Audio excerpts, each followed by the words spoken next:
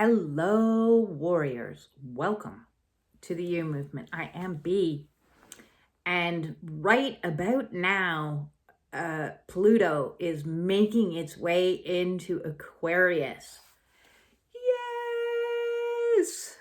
I think I've been waiting for this transit for all of my life. This is a big one, folks. This doesn't come along every so often. It comes along every 248 years is the last time we had Pluto in Aquarius energy. And Pluto has been in Capricorn energy for the last 15 years. If you want to talk about dense energy, yeah. The last 15 years, they kind of sucked. They kind of really sucked. And it feels a little bit like as Pluto is making this major move into Aquarius, that it's going out with a bit of a bang.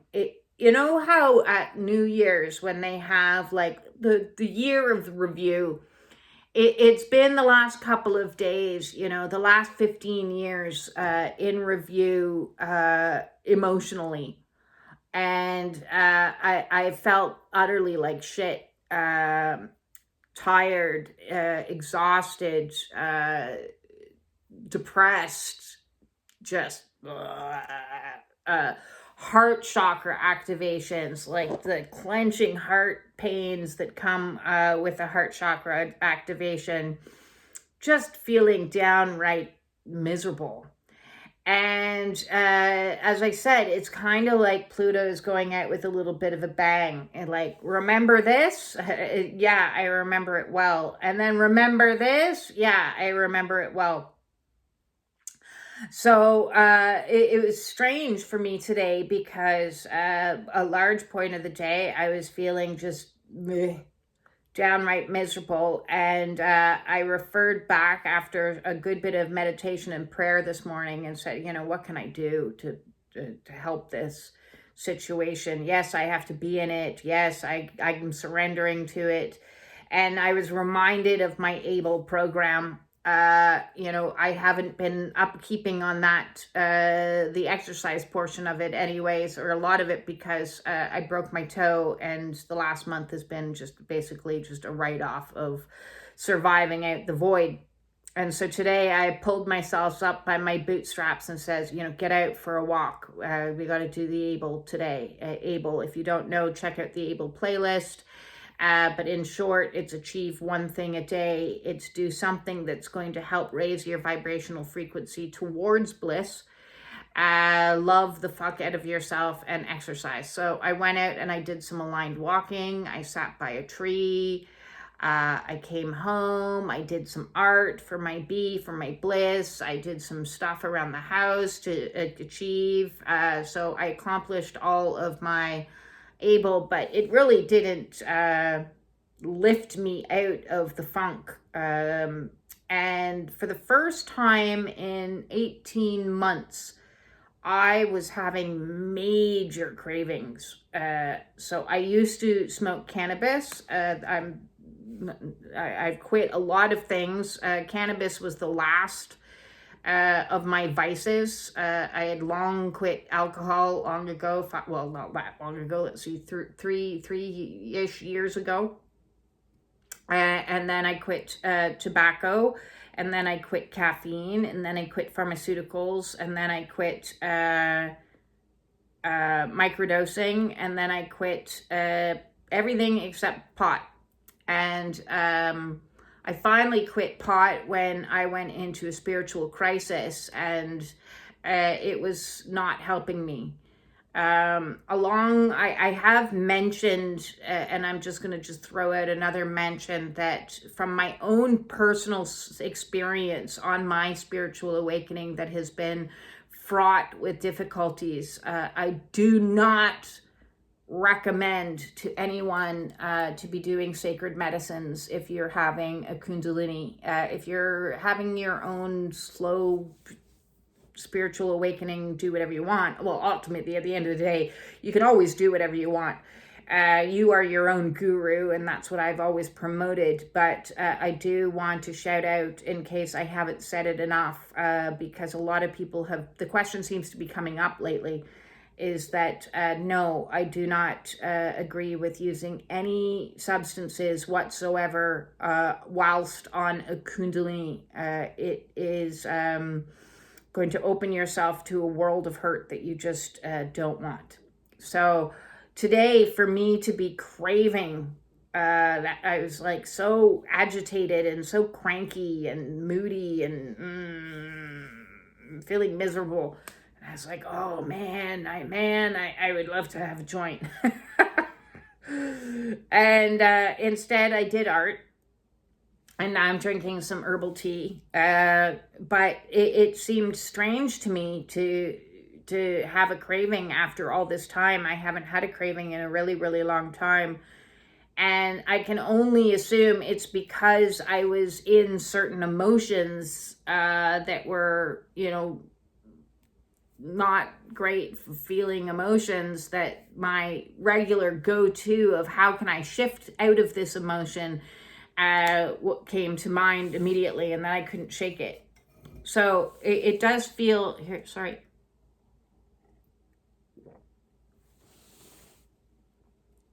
Sorry, I needed that.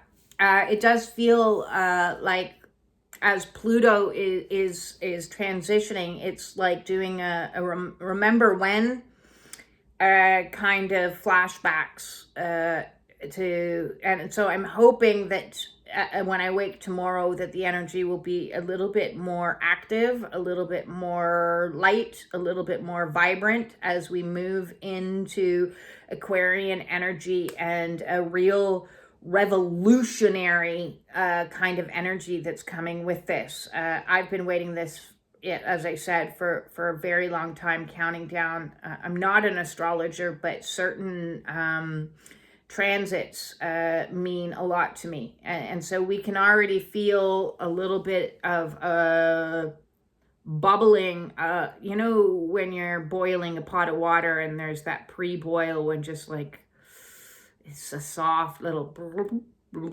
things are starting to bubble to the surface, and it's going to be interesting to see what comes next.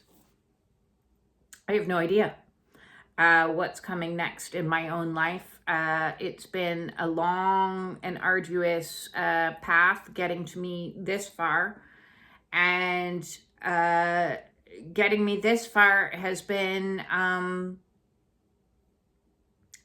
a journey and a half, so as we look back, and it's important to do that in your spiritual awakening, especially when you're in the void, because it feels like you're not getting anywhere or getting, but then the best way to see that you are getting somewhere is to look back and see, okay, look at all the health things you've faced and tackled. Physically, I'm in better health than I've ever been in my entire life. I'm kind of fit.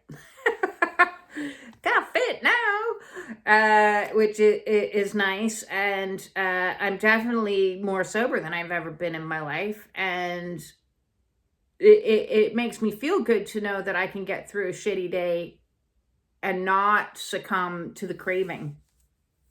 And that's what a lot of this awakening is letting go of old vices, letting go of old behaviors, letting go of old beliefs, letting go of all kinds of things. It's a constant letting go. And sometimes it can feel like, oh, this awakening, man. I used to have fun. I used to, it used to be easier. Ignorance was bliss. And then you go, well, but really, was being sick blissful? Nah. Was being, a slave to your next fix of whatever that is? Was being all the money being handed out to buy yet another pack of cigarettes or whatever it is you're buying? You spend a whole lot less money when you're sober. That's for certain. And to process through the emotions isn't fun, But once you've done it, you're so much lighter. So there is power to it. It is definitely a happening for you. And I know my current mission right now is one that my ego is like, I think that's why my ego is really cranky. Because, I got the mission that I have to master solitude. And all the way along this journey, I have been getting instructions from spirit of what I needed to do, quit smoking, quit hair dye, quit this, quit that, quit. And you're like, I don't want to. People think that an awakening or enlightenment is going to be like, or stepping into mission is going to be like dancing through the fields and yay, I'm hopping into mission now. I'm so happy. But the thing is, to hop into mission means letting go of all the things that you like. You liked them or you wouldn't have done them. You liked those behaviors. They were kind of fun. There was good sides to them, even though they may have been toxic, even toxic relationships. There was always some good that was there that kept you there. And you're like, now I'm alone. Now this sucks. And, for me, my biggest vice of all was people, and overcoming this codependency thing has been this mission. And I made a pledge at the beginning of the year that I was going to, be fully committed in a relationship with myself, which I've been doing. And, I'm keeping doing that. And it's become more crystal clear to me that the closer I get to the end of this year, that's going to continue. This pledge of solidarity, this, or solitude is going to continue. This relationship with self, this relationship with God, this relationship with this, which is the polar opposite of everything that I wanted. Seriously, it's the polar opposite. So you got to grieve because a lot of the things that you are being asked to let go of, one, you like them. They serve something. Otherwise, you wouldn't do them. Two, being told by spirit you now have to do the opposite of what you've always done is way out of your comfort zone and really frustrating and difficult. Otherwise, it being difficult was what kept you doing the other thing. If it was easy, everybody would have done it. If it was easy to quit smoking, nobody would quit. Nobody would smoke. If it was easy to quit drinking, nobody would drink. If it was easy to give up the sex and the relationships and the dating and the social media and everything else, distractions and video games and gambling and everything else that we fill our lives with, if it was easy to give those things up, nobody would do those things. Because as much as they fill time in our entertaining, unfortunately, on a spiritual awakening, spirit's going to go, nah, you got to be healthy. And these substances are preventing you from being in alignment with your health. These addictive behaviors are not in alignment with your highest and greatest good. So if you want this, whatever this is for you, if you want this mission, this dream, then you're going to have to quit all these things and all these people and all these ways of being to get there. And you're like, kind of like a 3-year-old in the fit of a temper tantrum is kind of what the vibe was today of, well, look, I've quit all this stuff and now where has it got me? Oh, great. I'm a hermit. I joke with my friends that I am now officially the first monk in the Church of Omni, because I'm an omniist. If you don't know what an omniist is, it means I don't subscribe to any one religion. I like them all. And all of them have some questionable things in them. So I love attending all spiritual places. churches, synagogues, all spiritual backgrounds, all of them are leading us to that one place that is the divine connection to source. They just use different linguistics and different ritual to get you there, but at the end of the day, it's all the same thing.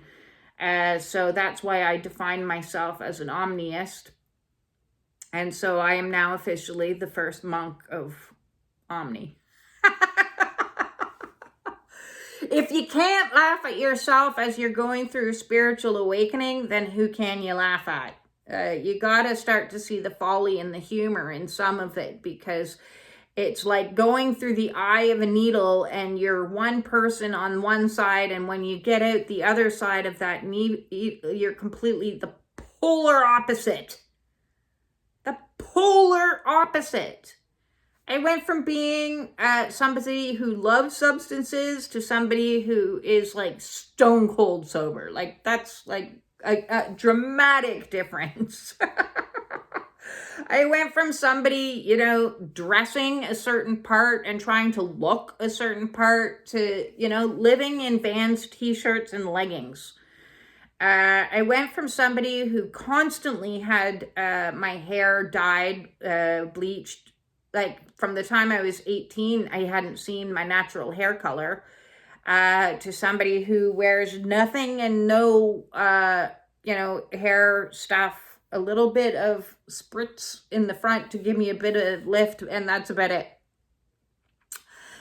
So it's shocking how completely different a human I am now.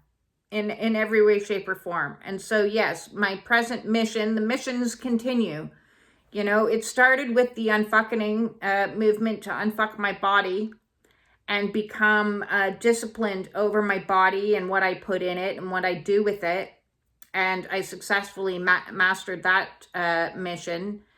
And that includes a whole bunch of celibacy that came along with that, and a lot of people on their spiritual awakenings are called into a period of purification. I have like zero interest in dating or going out and participating in those types of behaviors. In fact, I look back at and this would be pre-marriage, but but when I was dating, and I was like, ugh, ugh.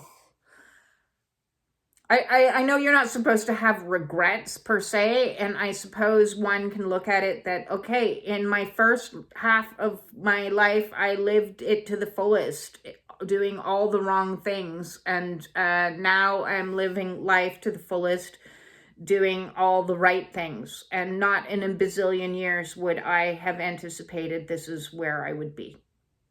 Not in a million years. Like,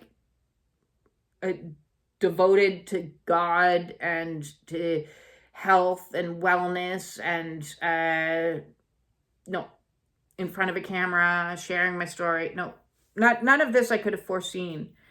So I guess my point of today's little rant is, as we are being pushed into our soul's mission, our divine purpose, once you get awoken, that's it. Your life is not your own. You need to surrender to that as swiftly as you possibly can. You need to let go of all of the stuff that you used to love, and grieve it, because, you used to love it. And it's okay to take some time to be a little bit moody about the process, because it can be dramatic, and it can be shocking, and it can be unexpected and difficult, and all of those things to go along this way for so long, and then all of a sudden, now we're going this way. But this transit of Pluto into Aquarius means kind of like time's up. Time is up. It is time to like get some moves on. we're going to start seeing some action, is what I am anticipating coming forth. You know, this last tail end of Capricorn, as Pluto went retrograde through Capricorn and has moved its way back out into and transiting into Aquarius, has been slow, sluggish, like dredging up the very bottom of the gunk, just dredging the bottom of the gunk. And I don't know how many of you have felt that, but it certainly has been like that for me for the last few months, just dredging. And now that we've dredged it, it's time to make some action. And I'm excited about the action. I have no idea what the action's going to be, but I'm anticipating I'm going to be sideswiped with some opportunities that I didn't see coming. And I'm going to recognize them as they come. And I'm going to celebrate each one and each moment, as it happens. Already some good shit has been coming to me, and it feels weird. It feels damn weird when all of a sudden things start going well for you after a very long period of time of total chaos and collapse. So yeah, it's, I don't know. It's going to be interesting. It's going to be interesting. Let me know how you're feeling. Are you feeling an energetic shift that's currently happening? Are you getting a little bit more energized? Are you feeling like, right, that's it. I'm done with this old thing. I'm moving on to something new. I'm going to master something. What are you mastering? Okay, so I'm mastering solitude. I'm going to be a master of this. What are you currently mastering? I want to know.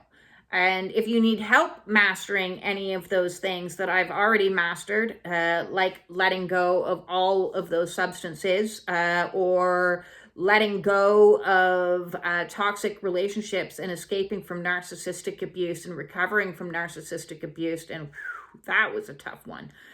Getting yourself through the spiritual gifts coming online. Oh, that one's fun. I did a video a while back about the initiations of the spiritual awakening. That's a good one to go and watch. I think you'll find that in the Dark Night of the Soul playlist. But I'm very curious to hear what you are dredging up, letting go of, clearing out, and ready to become new and improved in this new and improved energy we are setting into. And we're going to be in this energy for 20 years. Yes! Bye-bye, Capricorn. Don't let the door hit you on the way out.